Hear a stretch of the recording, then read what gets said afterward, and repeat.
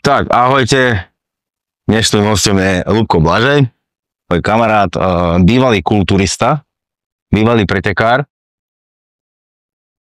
už teraz majiteľ fitness centra, 5 rokov, ak dobre viem, 6. rok, už 6. rok a si aj tréner pre seba v gyme. Aj tréner. Ľubko, poďme tak štandardne, ako som zvykol, lebo to som zvedavý aj ja, ako to celé prišlo k tebe, ten šport, tá kulturista. Kedy si začal, alebo ako si začal športovať, čo si začal športovať, lebo toto neviem o tebe. Áno, to je veľmi dávno. My sme mali takú klubovňu, ako 14-ročný myslím, 14-ročný, pretože mi nechceli dať kľúče odtiaľ. Bolo tam teda, že nad 15 rokov sa môže chodiť, takže tam to celé vzniklo v 14 rokoch, ešte keď som chodil na základnú školu, že bratia chodili cvičiť, to bol vlastne ešte ako Sokolovská posilovňa, čo bol Sokol, kedysi, jednota Sokol, takže tam to celé vzniklo, v 14 rokoch a pomaličky sa to preklulo až do veľkej posilovne. A predtým si ty športoval niečo iné ako dieťa, alebo si bol aktívny športovec, niečo, futbal, blablabla, či nie, neriešil si? Aktívny ani nie, ale tak som sa hľadal, hej, bol tam futbal, bol tam beh na 100 metrov, hej, takže sa tak skúšalo. Si taký bol. Hej, ale to cvičenie bolo v podstate už také prioritné, že tých 3, 4, 5 krát do týždňa, už potom aj častejšie, že do tej posilovne sa chodilo pravidelne, takže to bolo asi také aktívne, ale bolo to skôr také pre seba. A kedy to bolo už také, že sa to prehlbilo do toho, že by si aj súťažil, alebo ako to bolo? Vlastne si v 14 začal trénovať, chodil si do školy, chodil si na strednú školu potom, hej, a si aktívne cvičil. Vtedy si riešil už nejakú stravu, alebo mal si nejakú predstavu, že z čoho rastú vlastne svaly, alebo ako si to mal v hlave vtedy? Čo bolo? Ja som zvedavý, lebo už teraz si akože dosť uznávaný tréner. Predstavu som nemal, vedel som, že musím prijať nejaké bielkoviny, sacharidy som nevedel, čo sú. Hej, vedel som, že musím príjmať teda hlavne mäso, ale tak strava nebola založená, bola taká domáca, hej. Doma sa Čo sa varilo doma? Hej, chlieb vo vajci, áno, tak, ale samozrejme malo to bielkoviny, takže sa to jedli sa párky a v podstate som nastúpil ako šofér MKD, medzinárodnej kamionovej dopravy, ale cvičeniu som teda holdoval stále s tým, že už som sa začal zaujímať aj o stravu. Prihlásil som sa na trénerský kurz, čo sa týkalo výživy, že do toho nahliadnem trošku hlbšie. No a tak sa to pomaličky dopracovalo, vlastne začal som spoznávať ľudí, ktorí pretekajú, ktorí súťažili, začal som trénovať s nimi. Už to telo vyzeralo tak, ako vyzeralo dobre, čiže už sa ma každý pýtal, kde pretekám, hej, tak to nejako vzniklo, že som si povedal, že na tie preteky sa nachystám. Že to bolo asi, koľko si mohol mať rokov, keď si prvýkrát sa chcel pripraviť na súťaž? Tak prvýkrát som mal 24, ale sa mi to nepodarilo. 24. A stále si na pódiu, či nie? Nie. Si sa pripravoval a nevyšiel? Prvýkrát som sa pripravil, alebo respektíve Peťo Muráň ma pripravil a to bol aj môj prvý tréner, taký, ktorý ma viedol vlastne vo všetkom a to som mal 26. A popri tom teraz si spomenul, že si jazdil na kamione, si bol šofér kamionu. Popri tom áno. Ako si to vedel celé sklbiť? To som zvedavý, lebo...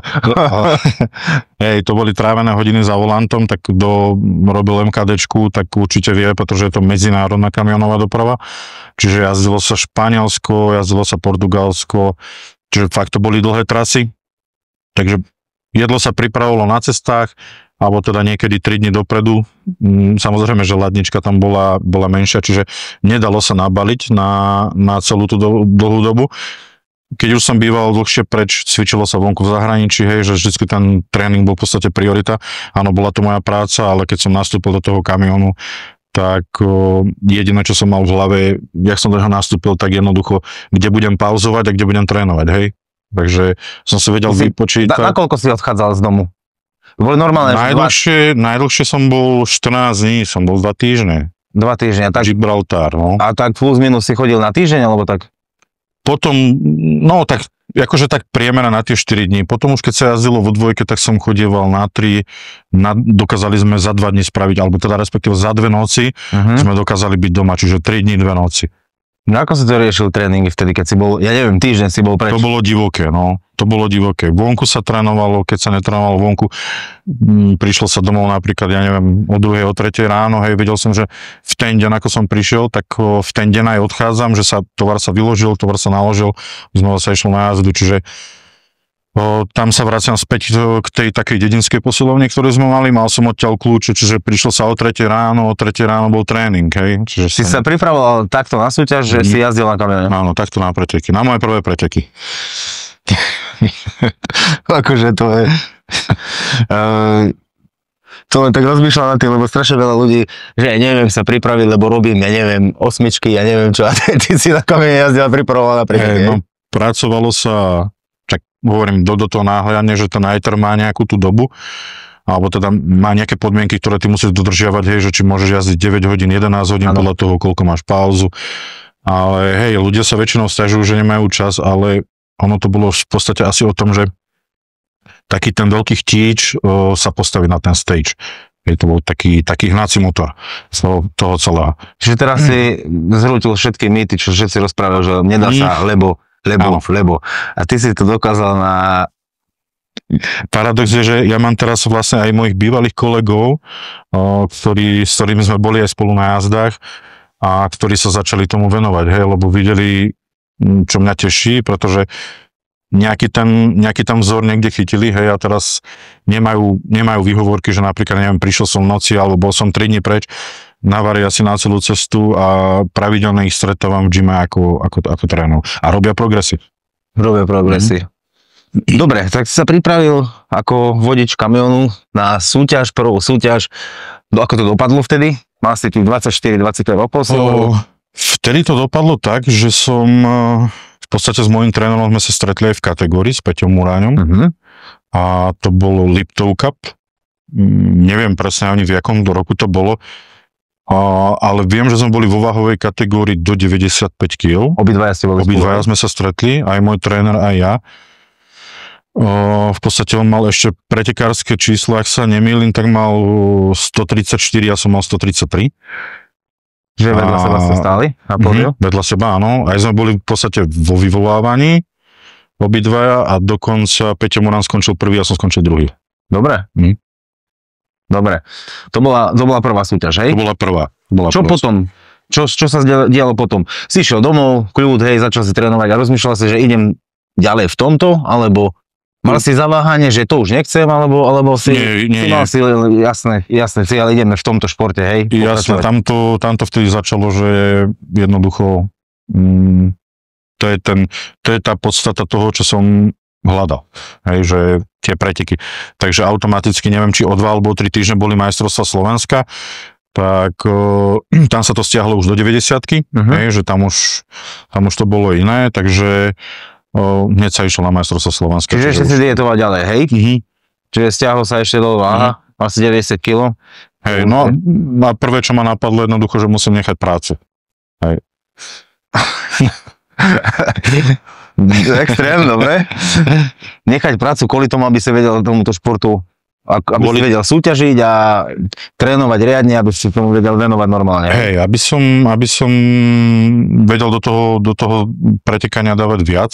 Teda vieš, koľko času to berie, 24 hodín sedenie v týždni. Čiže to bolo aj tak na druhej súťaži, že ma v podstate všimol Igor Kopček. A tam už mi to bolo také potvrdené, že proste povedal, že hej, áno, vyzeráš dobre, dá sa z toho niečo vybúchať. Tam už išiel kontakt na Mea Čambala. To je zase ďalší príbeh, ktorý som mal zaveseného na plagáte aj s Jarom Horvátom, hej, od tých 14 rokov. Čiže to bola taká ďalšia taká veľká iskra pre mňa, že bude mať pripravovať niekto, komu zhliadaš. Čiže to bol taký detský sen tvoj, ešte vtedy mal si jeho, a ja mám ich plagáty ešte v rodičovskom dome, priznám sa. Takže si sa s Majom potom dohodli si, že on ťa trénoval, hej? Dobre tomu rozumiem. Igor nás dal v podstate dokopy, vymenili sme si kontakty, som Maja kontaktoval, povedal mi teda, že mám prísť. Aby som sa teda ukázal, že čo to vlastne je zač, hej? Na to nezabudnem, pretože keď som prišiel, tak Majo sa mi smial, nie že smial, ale jednoducho povedal, že tie nohy sú slabé. Nohy sú slabé, hej? Hej, že som na nich dostatočne nepracoval.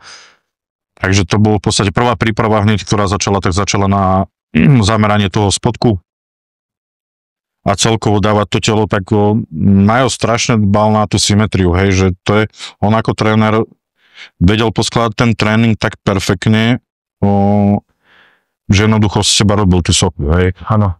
Takže ja keď som sa postavil už s ním na preteky po tej ročnej príprave, tak to bolo úplne niekde inde. Vráťme sa k tomu, keď si povedal, že po súťaži si povedal, že musím končiť v robote, hej? Musím zmeniť prácu, alebo musím dať výpoveď, hej? Ty si povedal, že proste musíš to zmeniť celé. No tam bolo, že musím dať výpoveď. Ono to aj tak v podstate dopadlo, lebo... Si normálne končil v robote, hej? A čo si mal plán B, alebo... Nemal som žiadny, len som vedel, že jednoducho pracovať niekde musím, ale vedel som, že nemôžem pracovať tam, kde pracujem, pretože časovo to bolo veľmi náročné. A už ma tá práca nejako ani nenaplňala, lebo to bolo 11 rokov, bol si stále jednoducho preč. Strašne veľa ti tá práca brala aj času, hej? A čas ti nikto nikdy nezaplatí, to vieme všetci dobre. Takže to sme sa hýbali cez 400 hodín mesačne odrobených v práci a tá kulturistika predsa potrebovala viac. Takže vedel som, že jednoducho musím nájsť nejakú prácu, ale musím byť na blízku doma, čo sa aj podarilo. Ale... Kde to bolo? Ako to bolo? Kde si, z čoho si žil potom?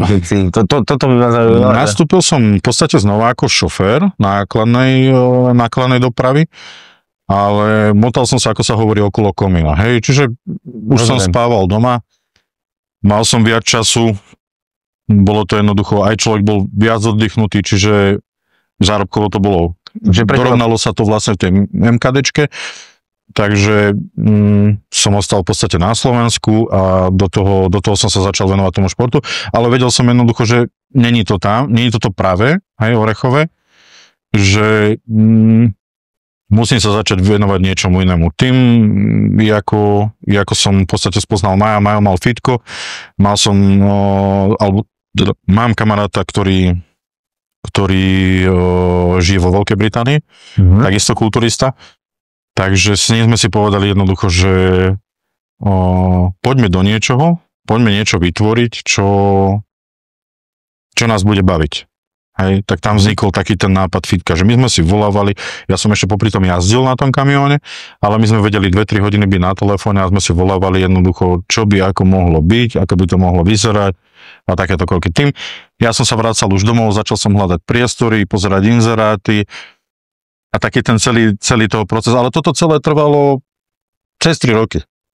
Čiže to bola taká vízia. Vízia. Hej, ale pomaličky vlastne sa na nej pracovalo. Ona vždycky tak išla do zabudnutia napríklad na 2-3 týždne a potom sa vrátila a človek na tom zabral, hej. Poznám potom to. Zase, hej, išla do zabudnutia. A tak toto celé nejako pokračovalo, až sa to jednoducho vyhrotilo do toho, že našli sa priestory, prvé nevyšli samozrejme, boli tam nejaké problémy, takže prvé priestory nevyšli, čomu ja som vďačný. Veľmi, pretože tie priestory boli menšie. Všetko je to ako má byť. Tak presne.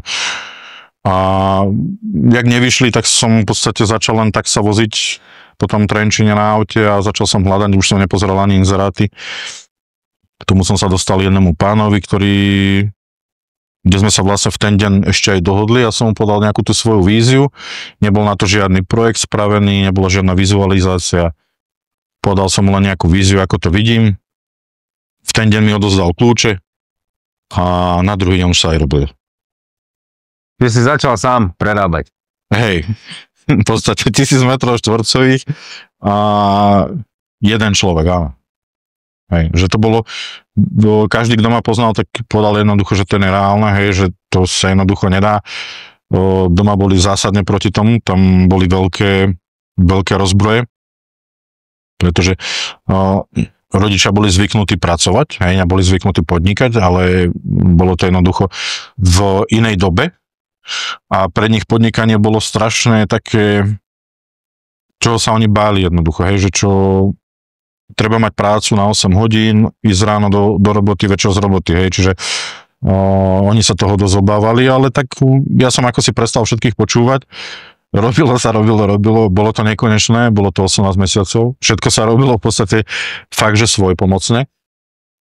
A za 18 mesiacov sa otváralo. Všetko si robil sám, ako sranda je tá, trošku poviem aj ja, že sranda je tá, že toto celé, tento príbeh celý som nevedel, ale takisto sme robili my dvaja s Alexom. Že popri práci, po nociach, po robote, to je jedno. No takže toto chcem povedať s tým, že to vidno, že to fitko tvoje, Alpha Gene, Hammer Alpha Gene, proste tak je vytvorené, že to nie je ani podnikanie, lebo povedzme si narovne, to je láska tomu športu. Lebo je to také dieťa. Áno, tak, lebo ty si to asi, neviem, si riešil, že či to pôjde, nepôjde? Si proste len chcel. Boli tam jasné, že tam boli obavy, každý si trošku áno, ale nezaujímalo ťa. Nezaujímalo, akože vždy, skôr, akože ten chtič bol taký veľký, že áno, doma, keď som prišiel, keď som sa nejako tak hodil do toho kľudu, a moc času nebolo, ale prišli myšlienky, hej, že čo keď to nevyjde, hej, že čo keď to nepôjde, čo keď to bude Ja si myslím, že dôležité o tom aj, alebo na tom, aby človek o sebe pochyboval. Hej, keď budeš o sebe pochybovať, tým vyššie ťa to nutí robiť tú robotu lepšie. Uh-huh. Lebo akože, ja si myslím, že ten najväčší kritik na seba musíš byť sám. Uh-huh. Hej, takže veľa vecí napríklad, ktoré sa tam spravili, hej, postavil sa barový pult, za 2 dní sa búral. Lebo keď som sa na to pozrel, jednoducho nebude to takto dobré, hej. Uh-huh. Čiže tam sa robila práca, ktoré bolo ešte aj navyše. Áno, ale povedal som jednoducho, nemôže to takto byť, lebo sa mi to nepáči. A takto to postupuje v podstate 6 rokov od otvorenia, hej. Že keď sa to otváralo, tak človek tak ticho dúfal, že ja už vtedy, keď sa otvorilo, vtedy som povedal jednoducho, že bude to oficiál Hammer Strength Centrum, jednoducho, že pôjdem potom, hej. Aj keby to malo trvať neviem koľko rokov, prišla do toho korona, to trošku zbrzdilo. Verím tomu, že ten gym by bol v tomto stave, ktorom je tak možno za 3,5 roka a nie za 6. Ale tak vízia tam bola už pri tom prvom otvorení, ako to má vyzerať. Stále to nie je tam, kde to má byť, že nebudem s tým spokojný, chcem určité veci ešte poprerábať, ale ono to asi prichádza aj tým, čím ja tie gymy navštevujem. Doba ide dopredu, samozrejme, menia sa štýly tých fitiek, takže ono je to taká celoživotná asi práca. Poďme na to trénerstvo. Toto je tá hlavná téma, ktorú s tebou chceme rozobrať. Si veľmi znalý, šikovný a máš veľmi, veľmi dobré úspechy, čo sa týka svojich chalanov, zverencov alebo baby. Málo koho poznám inak, čo aj baby vie úplne tak spraviť ako aj chalanov, no. takže niekto sa zamerá na baby, niekto sa zamerá na chlapov. Čo sa týka trénovania, ty spomenul, že spravil si tréning, spravil si kurz, hej, že môžeš byť tréner. Pri Majovi si sa naučil asi hodne veľa na sebe sa učil, hej, že pokus omyl, určite si videl, ako sa meníš. Kto sú tvoji zverenci? Máš akých pretekárov? Rado by, že mám. Je Masters. Rado je Masters? Čiže máš aj Masters, mal si aj juniora? Aj juniora, jasné. Dokonca dorastenca som mal Samuela Vlnku. Takisto ten bol od, teraz neviem, či 15 alebo 16, klamal by som. Ale myslím si, že od 16 rokov som ho mal. Ako to u teba funguje? Príď za tebou, opíš mi normálnu situáciu, však Rado napríklad prišiel za tebou, hej, chcem byť kulturista. Rado v podstate trénera mal. Rado prešiel ku mne, áno. Tak v podstate, ak sme prvili na tie súťaže, nejakým štýlom som mu dopomáhal. Tak poďme Maťa, lebo Rado mal trénera. Maťo mal predtým trénera? Maťo nemal. No dobre, prišiel Maťo za tebou. Maťo, no to bolo... Vonku som pil kávu a Maťo išiel zrovna do fitka, tak sa zastavil pri mne, že teda by chcel pripraviť na súťaž, sa rozhodol. Tak som vypil kávu a povedal som mu, že dobre, poďme sa na to pozrieť, ako to vyzerá. a čo sa z toho dá vybúchať.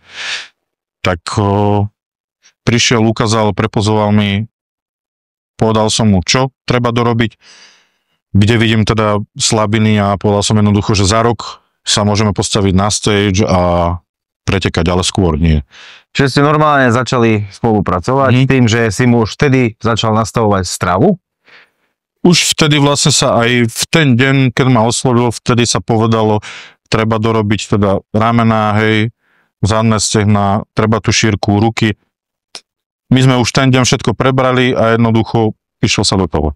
Čiže dobrý tréner v prvom rade oskenuje, pozrie toho chlapa. Tú kostru, áno. Tú kostru, hej, bez debaty, vyzleť sa a pozrieš. Čo bez toho nejde.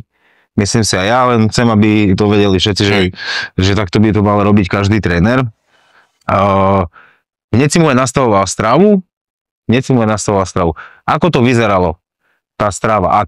Nemusíš presne si pamätať, ale keď si tak premietneš hlavou, že Maťo ako vyzeral a čo si z neho chcel spraviť, ako to vyzeralo? Prvá strava, riešiš makra? Áno, to som chcel povedať. Ja to viem, ale... No, Maťo bol akože, Maťo je v tomto veľmi šikovný, čiže on sa o stravu zaujímal, takže mu nejakou formou nejakého jedálnička alebo takto. Pre mňa už, keď sa niekto pretekať, mal by mať nejaké znalosti, áno, čo sa týka tej stravy, takže sme si povedali jednoducho, koľko bielkovín, koľko sacharidov, aká suplementácia. Ja nehovorím, že sa nepísalo, písalo sa aj, áno, informačne, hej, a podľa toho, ako to telo reagovalo, podľa toho už sa prispôsobovalo, hej, čiže pridávali sa sacharidy, zdvíhali sa. Tréning zase je úplne iná vec. Na objem išiel úplne iný tréning, na dietu išiel úplne iný tréning. Takisto aj tá strava v diete začala sa okresávať, vyradili sa niektoré potraviny.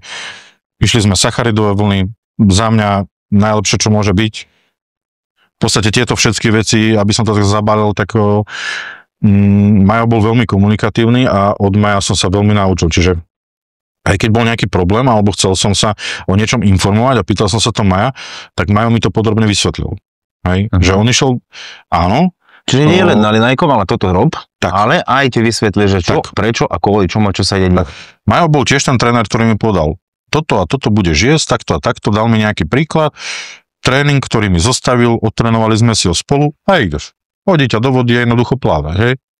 Ale v podstate ja si myslím, ten človek, ktorý chce pretekať a má aj nejakú tú sebakritiku, keď ti ten tréner povie, že treba toto dorobiť a toto dorobiť, nie každý tréner to urobí samozrejme, nie každý tréner z teba bude robiť suchu, niekto dá ti tréning, nahádže na teba nejakú hrubú hmotu, okresá ťa, potom to telo tak vyzerá, hej, že nie je to symetrické. Stretávame sa s tým pravidelne na súťaži, keď niekto povie, že má geneticky niečo slabé, čo si aj ja myslel, áno, že geneticky napríklad slabé ruky alebo geneticky slabé nohy, tak to tak nie je, pretože vždycky sa dá ten sval spraviť, ale musíš vedieť ako. Možno slabšie reaguje na štandardné cvičenie, alebo na štandardné cviky, ktoré majú všetci zafixované v hlave, že máme nejakú kostru tréningov, tak možno prsete lepšie reagujú na tie cviky, ale biceps potrebuje inak dostať, zabrať, hej? Toto chceš tým povedať, že áno, existujú slabosti, ale tie sa dajú dorobiť. Hej? To si chcel tým povedať, že nemôžeme sa vyhovárať, že ja nemám geneticky inak tomu postupu. Na každé telo platí úplne niečo iné. Každý máme inak upaté svaly, každý máme predispozíciu iných svalových vlákien, čiže zás tam proste najlepší tréning, ktorý existuje, je rozbiť to. Hej, rozbiť to do zlyhania, máš zaručenie, že budeš robiť progres, ale zase robiť ten objem a nabalovať správne tú hmotu, tak zase myslím, že ten tréning by mal mať aj systém a to telo skôr by malo oddychovať, áno, urobiť nejaký ten obnos tej práce, aby si ty svaly naberal, ale zase s rozumiem. Hej. Zase dobre, keď prídeš do diety, treba vysokú intenzitu, ty svaly treba ničiť, aby boli husté jednoducho, aby boli výrazné, ale myslím si, že z každého rožka troška musí byť. Dobre, tak poďme teraz s tým tréningovým plánom, čo teraz, my sa o tom aj bavili, že ako trénujú teraz mladí. Teraz letí upper lower, hej, vrch spodoch, push pull leg, že toto je najlepšie, bro split. Dneska už bro split, to je klasické, čo sme mali my, pondelok, prsia, ruky, blabla, rozpísané na 4-5 dní, hovoria, že to je zlé. akože ja sa nebránim týmto novým veciam, o ktoré hovoria štúdia, alebo... Som zvedavý na tvoj názor v tomto, ale tým, že som si tým prešiel celým a tým, že ma učil niekto, kto dosiahol si myslím, že dosť veľký vrchol, hej, ako majú na tej Olympii. A on nebol zrovna obdarený genetický kulturista, nevyužíval tieto tréningové princípy. Jednoducho vedel, že má dreť, že má makať. Nevyužíval, hej? Nebolo, že... Nie. nie, full body, napríklad. Akože takto napríklad, áno, dávali sme si full bodyčko napríklad po súťaži, to by som klamal, hej, že chodili sme, po súťaži, kedy to telo, máš unavené, ty šlachy vysušené, dávalo sa full bodyčko, nech sa aj tá centrálna nervová sústava, nech sa ukludní, ale vidíš, už teraz hovorím o tom, že aby sa to telo ukludnilo. Aby to nebolo na progresovanie, tak môžeme ho využiť napríklad na naštartovanie toho tela, na rozbehnutie, na ten napríklad predobjemový tréning, alebo na to ukludnenie po súťaži. Takže ja som mal školu, myslím si, že dobrú a budem sa držať v podstate tých tréningov, ktoré ma naučil Majo.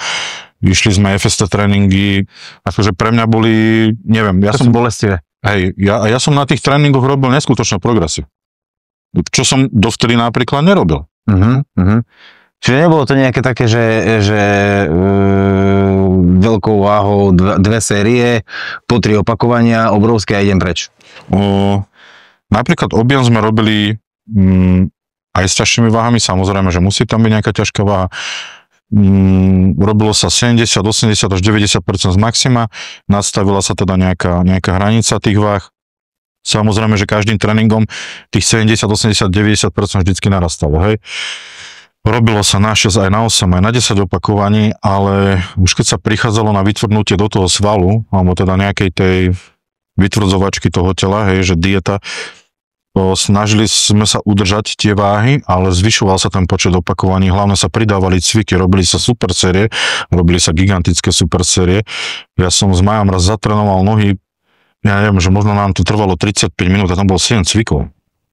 Akože to bol extrém. Toto sa chcem, lebo dneska ja mám ten pocit, že dneska mladí ľudia hľadajú spôsob, ako čo najmenej do toho dať a najviac z toho vyťažiť. Lebo tie všetky teraz štúdia to hovoria, že ti stačia 4 série, 5 sérií maximálne, 3 série dokonca extrémy, 2 cviky, hej, len do úplného zlyhania. Za to sa presne pýtam, lebo viem tvoj štýl tréningu, viem, čo sa s tým dá spraviť. Dokonca som trénoval ten tvoj tréning s Alexom, prešiel som si tým, viem, čo to je. Takže či podľa teba stačí také volačo, že 3-4 série na svalovú partiu, ako teraz všetci propagujú a s obrovskou váhou pár opakovaní, alebo treba trénovať takto, že nech vytvrdne, nech bombuješ ten sval. Čo je pre teba, čo si myslíš, že je efektívnejšie? Tak pre mňa určite tá varianta tých tvrdších tréningov, že nech to príde také šetrenie toho tela, ako si ty povedal, že niekto chce jednoducho z málo muziky strašne veľa peňazí vybúchať, čo nejde. Je to, áno, tie tréningy sú pohodlnejšie, ja viem, že to neboli, človek sa pritom nespotí, ono je to perfektné, tak neunaví. Hej, taký fresh z toho fitka, alebo keď sa na to pozrieme, že už keby chceli čerpať z týchto tréningov, Dorian takisto chodil tréningy na menej opakovaní, ale myslím si, že on sa to učil 9 rokov na to, aby si nastavil tú hlavu, aby išiel do toho svalového zlyhania, čo neverím, že dnešní ľudia sú na to tak mentálne nadstavení, aby dokázali urobiť to svalové zlyhanie, čiže skôr si myslím, že by si mali popridávať tej intenzity na tom tréningu a ozaj ten sval nejako stimulovať, nakrviť ho, urobiť jednoducho tú pumpu. Tým viem, že ten sval reaguje, áno. Vidíme, ako trénujú napríklad trojbojári, mávajú dlhé pauzy, ale ich výkony sú extrémne, hej, že oni, to vidíš fakt, že aj ten trojbojár musí byť nastavený mentálne tak, aby dokázal na jedno opakovanie potiahnuť len takú váhu. Ináč by mu tí svaly nenarástli. Čiže to isté myslíš, čo ja? Že to svalové zlyhanie, lebo všetci teraz 18-roční hovoria, že oni idú do zlyhania. neexistuje, že vedia dosiahnuť, si myslím, to isté hovorím ja, že nedá sa. Oni to ešte nevedia, lebo nemajú tie nervové spájania so svalom tak vytrénované, ako ty hovoríš, ako Dorian si hovoril, 9 rokov to trénoval. Videli sme tie ich tréningy na videách, takže určite s tebou súhlasím. Že je to takto. Ľubko, ako robíš tréningové plány tým ľuďom? Ty máš nejakú šablónu, lebo s týmto som sa stretol veľakrát, že niektorí ľudia majú nejaké šablóny a povedia, že toto a toto budeš trénovať. Ako ty, ja viem, ako nastavuješ tréningy, kvôli čomu to nastavuješ tak, len chcem, aby si to povedal, že ako ty vypracuješ tréningový plán? Tak podľa čoho? Tréningovo v prvom rade vypracujem na to, pozrieť sa na to telo, ako vyzerá, na základe tých svalových nedostatkov, podľa toho, ako to telo vyzerá, hej, že zase sme pri tom, že chceme urobiť jednoducho tú soku, potrebujeme niekde môže byť ten sval väčší, potrebujeme ubrať, niekde môže byť ten sval menší, potrebujeme tam jednoducho pridať konkrétny ten cvik zameraný na to. Čiže tréning sa skladá z toho, ako to telo vyzerá. Že áno, ja viem, že sú tréningy, budeš cvičiť hrudník, nohy a tak. Mám klientov napríklad, rada beža spomeniem, ktorému som zakázal cvičiť predné stehna, zakázal som mu drepovať na 3 mesiace pred pretekmi, skrz toho jednoducho, že to nepotreboval. Hej, takže na základe tej postavy sa vyrába ten tréning, čiže keď niekto povie, že tréning je stavaný na mieru, tak je pre toho daného človeka. Čiže CTRL, nevieš to kopírovať na niekoho iného, hej? Toto presne vie, že takto by to malo byť. Inak osobne som bol pri chalanovi, keď si hovoril, že Livka, trénuješ? Už netrénuje. Ja si pamätám presne, že netrénuje. Mal až také lítka, že už na telo to nevyzeralo dobre. To som bol tam tiež už netrénuje. Takže nie, že pridáš na nejaké, alebo nie, že necháš celé telo, nech sa trénuje, aj zakážeš niečo, že to už nemôžeš. Áno. Mal som prípad aj s Maťou teraz Kocianovou. Takisto jednoducho som aj zakázal trénovať ramená, pretože tie ramená už boli tie nie stredné, nie tie zadné delty, ale konkrétne tie predné delty jednoducho bolo vidieť, že už sú jednoducho veľké, hej, na tom pódiu to potom kričí to jednoducho, tá postava nie je symetrická, čiže takisto dostala zákaz trénovať predné ramena, trénovala iba stredné delty, zadné delty. Ľudia majú potom také pochybnosti, aj tí pretekári mi povedia, že bude to dobré a nestratím z tých svalov. Z takých svalov a z takých vydretých svalov nie je možné stratiť. Vydretých, áno. To si dobre teraz povedal. A keď jednoducho my ich aj potrebujeme trošku, aby tie svaly trošku zmekli, aby neboli také prednostné, bo zbytočne budú na tom pódiu kričať. Dominujú moc. Áno. Na tom pódiu. A berú pozornosť u ostatných veciach, ne? Strašne veľa ľudí hovorí, že keď uvidí kulturistu, že je to o steroidoch. O čom je tá kulturistika vlastne? No, toto je taká hlboká téma, lebo každý, keď zbadá toho kulturistu, vidí svaly, áno, a povie si, áno, však on to má vďaka steroidom. Ono to akože nie je celkom tam, tak to je veľmi malé percento, čo sa týka steroidov, tak robia tie svaly, pretože, ako sme hovorili, že ten kulturistický režim má 24/7 a podmienuješ tomu nejakú suplementáciu, tie tvrdé tréningy, podmienuješ tomu stravu, jednoducho povedané tak laicky, že teraz prídeš do fitka a možno je tam 10 chlapov a z tých 8 beria anabolické steroidy a nevyzerajú nijak. Alebo teda nejako vyzerajú, že by si povedal, ale tak myslím si, že vyššie by dokázal naturálny kulturista, ktorý sa tomu venuje 24/7. Takže ono to nie je o steroidoch, pretože steroidy sú v každom profesionálnom športe. Bez nich by to jednoducho nešlo, bez nich by sa nedokázali podávať také výkony, ale kulturistika je zameraná na povrchové svalstvo. Je tam úplne iný režim, ako je u futbalistu, ako je u hokejistu, ako je u kanoistu. Toto by sme mohli rozoberať, koľko by sme chceli, ale ľudia to tak berú, že áno, on bere anabolické steroidy, on má svaly. Vôbec to tak ale nie je. To je veľmi, veľmi malé percento a ľudia to, myslím si, že berú. Takže kúpim si tabletku, budem mu jesť mesiac a budem jednoducho len tak vyzerať. Vôbec to tak nie je. Toto som chcel aj vedieť od teba, že čo máš na to, aký názor. Ja viem, vlastne len chcel som, aby to bolo na videu povedané, lebo strašne veľa ľudí hovorí, že ty bereš steroidy, za to vyzeráš tak, ty bereš steroidy a na tých kulturistov rozprávajú, že ty bereš. Ja čo mám informácie aj teraz, tak bohužiaľ je to tak, že som povedal, že 40% fitka berú kadejaké steroidy. Je to dosť možné. A najhoršie je na tom to, že z tých 40% možno vidno na 2%, že berú ozem. To je to najhoršie. Tak, je to tak. A nejde o to, že nie sú tam účinné látky, ide o to, že to sú tí ľudia, ktorí si mysleli, že budem svalnatý, keď si píšem nejaký testosterón, alebo dám si nejaké tabletky. Ono je na tom aj to také trošku smutné, že tí ľudia ani nevidia, oni na sebe teda možno, alebo nemajú nejakú takú tú sebareflexiu, že oni na sebe vidia, že berú nejaké tie steroidy, ale reálne, keď sa postavia vedľa nejakého kulturistu, že sa nevedia tak zhodnotiť, že on bere takisto a vyzerá pri tom úplne inak, hej. Keď už teda idú odsudzovať nejakých ľudí za to. No, pre mňa to je akože, keď zbadám akéhokoľvek športovca, jednoducho za to postavou je obrovská drina. Hej. Že pre mňa to je rešpekt. Ale človek, ktorý to niekedy nezažil, alebo teda ktorý si neprešiel celým tým, tak povie áno, toto je zo steroidové. Miesto toho, aby pred tým človekom mal nejaký ten rešpekt, že jednoducho, čo ten človek disciplínou a drinou dokázal, lebo tí obyčajní ľudia nevedia, čo sa za tým schovajú. Hej. Ale ja keď niekoho takého uvidím, tak mňa napríklad nikdy v živote by ma nenapadlo, že áno, on to má zo steroidov, hej. Nemá to zo steroidov, pretože keď dobre, profesionálna kulturistika, profesionálny šport, ale koľko, to je len obal toho bombónu, čo sa schováva vnútri, hej, že každý vidí obal, ale najradšej by mali tam bombón. Nevidia tú drinu, čo koľko rokov musel odriekania, koľko to musel jesť ten človek denne, to by neujedol hocik do svitka, si myslím, koľko musia jesť tí ľudia. A presne ako hovorí, že od tých steroidov. Ďalšia vec, čo sa mi stalo, alebo čo som započul, to bola náhodná, ani neviem, kto to bol, nepoznám. Len som sedel vedľa v kaviarni a bavili sa, že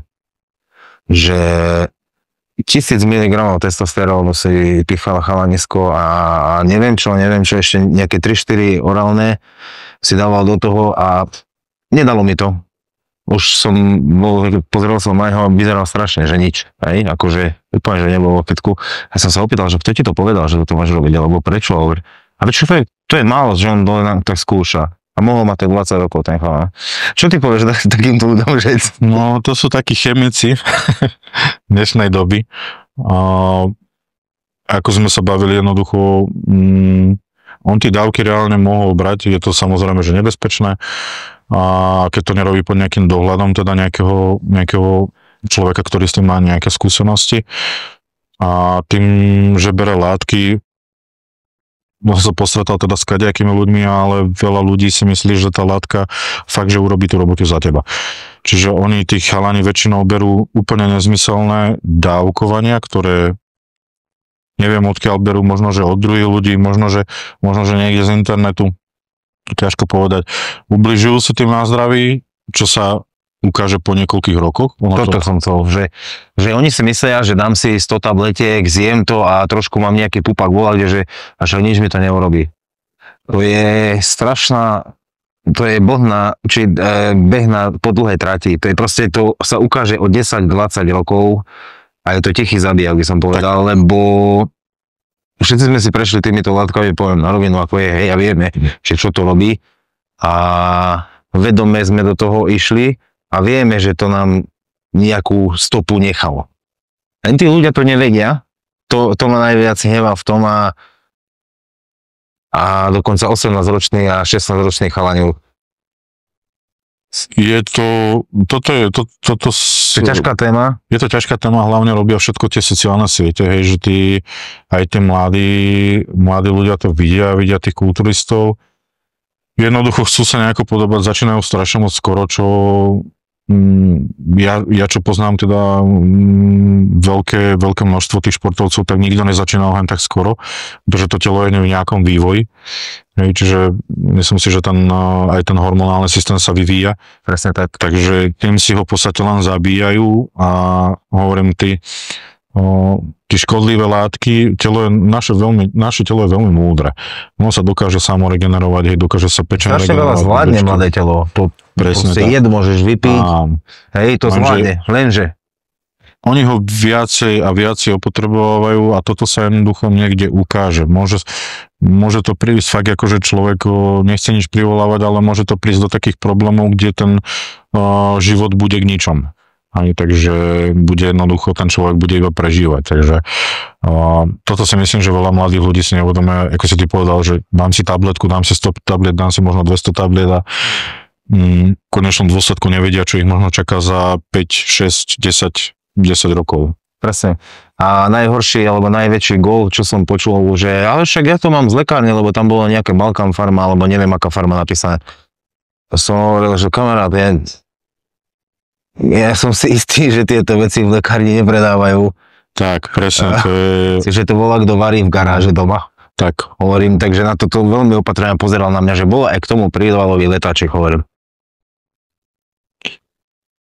Veľa vecí si myslím, že v lekárni už u nás, alebo teda v Európskej únii nedostaneš, že sú nie v dispozícii a dováža sa to z rôznych krajín, ale väčšina týchto vecí, sú není lekárensky podložené a nie sú ani nikde vo farmaceutickom priemysle robené. Čiže nie sú to sterilné podmienky a tak ďalej, Boh vie, čo si dáš do tela. Nevieš, čo to je, lebo nevieš, skade to je. Tak. Nestačia tie účinné látky, ako ti škodia, a ešte si škodíš aj si netovecami, takže dúfam, že to veľa mladých chlapcov pozrelo a rozprávame aj z vlastnej skúsenosti, by som povedal, takže to nie je to, že načítali sme alebo pozreli sme YouTube video nejaké, takže kvôli tomu, že ja som z toho skôr smutný, že tí ľudia akože, poviem ti pravdu, že aj ja, pretože aj tá kulturistika zachádza tak trošku iným, alebo sa ubrala iným smerom, ako kedysi bola, čiže keby radšej tí ľudia dali tomu, alebo tí mladí ľudia, keby radšej boli disciplinovanejší, nechceli všetko hneď, jednoducho aj k tej krásnej postave alebo k tým veľkým svalom tak či tak jednoducho prídeš neskôr, Ani Arnold ich nemal od začiatku, bol to mladý chlapec, ktorý začínal, mal peknú postavu aj v jeho veku mladom, kedy začal, ale samozrejme drel, tie pekné svaly prišli kedy? Vo veku 30-33 rokov, áno. Takže... To je dlhá cesta. Tí mladí ľudia by si mali toto uvedomiť, že mali by nejako začať dobre, keď majú nejaké ambície alebo nápreteky, ale hlavne radiť sa s niekým, kto má skúsenosti o takýchto veciach a kto ich návedie správne, nech si nespôsobuje nejaké zdravotné problémy, pretože ktoré tak či tak môže prísť, lebo nič nevie, nikdy nevieš, čo je v tebe, ale aspoň eliminovať. Taký pokus omyl. Tak, to je pokus omyl vždy. Niekto povie, že z toho ešte nebude, to klame, lebo môže byť. Nikdy nevieš, čo máš. Len si to áno, nechce si to nejakým štýlom asi pripustiť, alebo treba ísť aj do toho s tým, väčšina tých pretekárov jednoducho vedia, vedomé idú do toho a vedia, čo sa deje. Vráťme sa k tomu tvojmu fitku, Ľubko. Teraz si to vynovoval. Akým štýlom? Prerábaš, stále investuješ do toho, čo je pekné, bereme si príklad, seba aj my, snažíme sa tiež vynovovať. Čo si tam teraz nové vymyslel, alebo vyrobil, alebo spravil? Ako to je? Ďakujem pekne, že čo si povedal, že si beriete príklad, lebo to človeka v podstate tak ťaha dopredu. Ale ono sa to vynovuje v podstate už 6 rokov, však tí zákazníci to nejakým štýlom aj vidia. Takže stále sa aj teraz sú nachystané nejaké veci, ktoré prídu. Ale bude sa to dávkovať už postupne, lebo zvyčajne to išlo tak všetko hranáza. Ja som to tam chcel vlastne čo najskôr, ale teraz sa robila veľká inovácia. Samozrejme, že malovalo sa, menili sa farby, podlaha sa menila. Celá to bola asi taká najväčšia prerábka z tých posledných, ako zo všetkých, pretože robilo sa to za prevádzky, robilo sa to za otvorenia, stroje sa pomaličky odkladali, ukladala sa podľa a jednoducho bolo to... Akože moja vízia bola, že to spravíme za 2 mesiace a môjho bývalého kolegu otec, kedysi 30 rokov robil linoleu, tak sme sa do toho pustili v podstate dvaja. a spravili sme to za 6 dní. Dobre. Čo tam je za podlahu? Je tam kaučuková podlaha, je tam Paviflex. Je to v podstate je Pavigym a je Paviflex. Sú to dve najlepšie podlahy, by som povedal, že na svete žiadna iná asi ani není okrem nich. Obidvaja sú to Španieli. Musím povedať, že Paviflex je v podstate neskôr spravený ako je Pavigym. Prvý bol Pavigym, je to kaučuková podlaha, je to čistý kaučuk a je to konkrétne určené do fitness center. Či je to konkrétne vyrobené pre fitka? Ľubko, a čo s tebou ešte? Súťaženie? Máš strašne veľa zranení, viem o tom. Neviem, či ešte máš niečo, čo si nemal zranenie na tele? Takisto ako ja. Či ešte sa vrátim? Hej, išlo by som to povedať, len sa bojím, že keď to poviem, tak to príde, vieš. Ale hej, takže obidva bicepsy sú utrhnuté, ale musím povedať, že sú správené perfektne. Jediné, čo som mal problém, tak som mal z 4. stupeň chrupavky poškodený na ľavej strane, ale takisto bolo to zapričinené tou prvou operáciou, pretože neboli zle dotiahnuté šroby. Takže tam to vzniklo preto. Už som bol už som bol úplne perfektne na tom. Začal som sa v podstate v novembri 2024, akože ma to tak nadchlo, že začnem prípravu, lebo telo fungovalo perfektne mi fungovalo trávenie. Nebolo to také silené a videl som, že to telo robí strašne veľké progresy. Tak som si povedal, že dobre, idem do toho a 22. decembra, keď som začal tú prípravu, tak som utrhol som pravý biceps a 3 týždne po operácii sa mi podarilo zraniť aj koleno, takže operovali mi aj koleno, takže teraz sa dávam zase dokopy, ale k tej otázke, že myslím si, že keď sa dám dokopy, tak určite tam to vrátenie, ten stage bude. Dobre. Tak teraz si to povedal pred všetkými. Dobre, Ľubko, na dnes toľko. Ja si myslím, že by sme ešte niekedy si mohli dať nejaký ten podcastík, rozobrať tento tréning, túto tému, možno u vás, v gyme, prídeme ťa pozrieť. Ľubko, veľmi ďakujem zatiaľ za rozhovor.